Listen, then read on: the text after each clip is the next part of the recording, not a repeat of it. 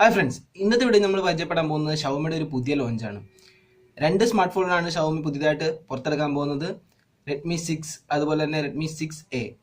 Redmi 5നും 5Aക്കും ഒരു success ആയിട്ട് വരുന്ന രണ്ട് സ്മാർട്ട് ഫോണുകളാണിത്. അപ്പം നമുക്ക് ഇന്നത്തെ വീഡിയോയിൽ അതിൻ്റെ കുറച്ച് ഫീച്ചേഴ്സ് എന്തൊക്കെയാണെന്ന് നോക്കാം.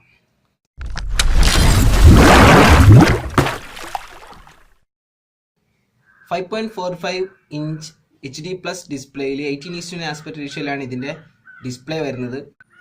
പ്രൊസസ്സറിൻ്റെ കാര്യം പറയുമ്പം ഈ ഒരു സ്മാർട്ട് ഫോണിൽ ഷവോമി കുറച്ച് വ്യത്യസ്തമായിട്ടാണ് ചിന്തിച്ചിരിക്കുന്നത്. സ്നാപ്ഡ്രാഗൺ പ്രോസസ്സർ മാറ്റി മീഡിയാടെക്കിൻ്റെ ഹീലിയോ P22 ആണ് വരുന്നത്. ഒക്ടാകോർ പ്രോസസ്സറാണ്. അതുപോലെ തന്നെ ക്ലോക്ക് സ്പീഡ് 2 GHz ആണ്.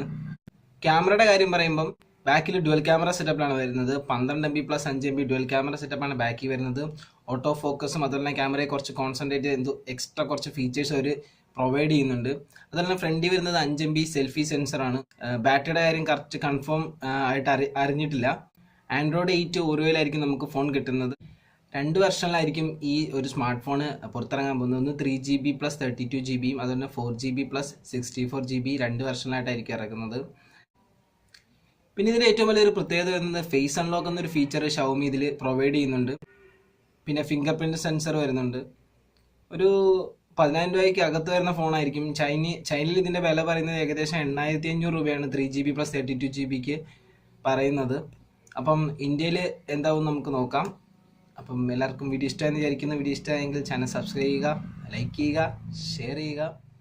അപ്പോൾ അടുത്ത വീഡിയോ കാണുന്നവരെ